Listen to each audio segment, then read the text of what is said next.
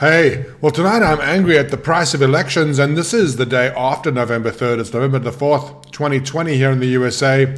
And I'm reminded of a story that I heard years ago where they were talking about somebody becoming a police chief in Russia. This was years ago. And the story was that the price to obtain this position was something like $300,000 US. And the reason that there was such a high price for this position was because the opportunity for corruption and graft was so great that people were willing to pay that amount to have that police chief position. And I was reminded of that when I watched the election results last night.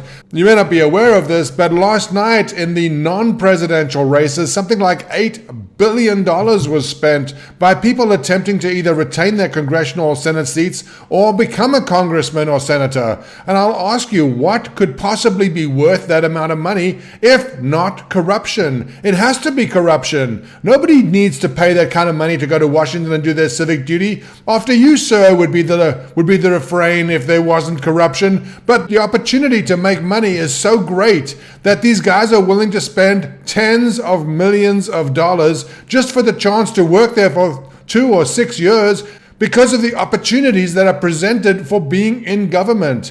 Now, I ask you, how is it possible that so many of these government guys, these politicians, spend their entire life in public service and retire rich? It shouldn't be possible. It should be evidence on its face of corruption, and yet we don't think anything of it. We ignore it completely. You know, it was only recently that Congress was actually allowed to trade on insider information. In other words, politicians were allowed to buy and sell stocks of companies who had business before their committees. In other words, they might have had the power to put the company out of business or give it huge contracts. And these congressmen / senators were able to trade on this knowledge. This was perfectly legal. Now, one of the biggest problems and one of the things that upsets me most of all is when laws are written for one group by Congress that don't apply to Congress itself. The sexual harassment laws are one, insider trading laws are another, but the evidence for corruption in our government seems incontrovertible.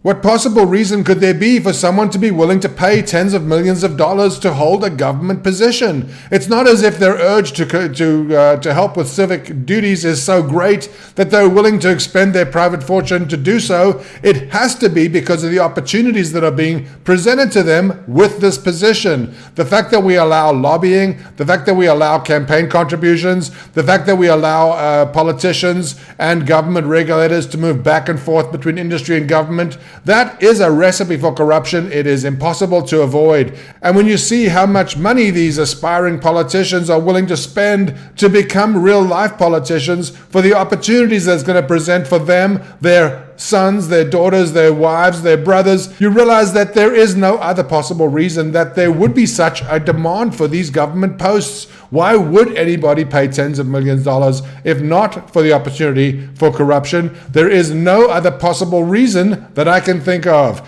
I can't think of any possible justification for anybody needing or wanting to spend tens of millions of dollars to hold a government post. The only possible reason to my mind is for the opportunity that there is to make money through graft and corruption. This seems an incontrovertible truth. The fact that people are willing to pay so much, there is no other possible reason. Please, let's take a good look at money in politics and in politics itself, and let's all wake up.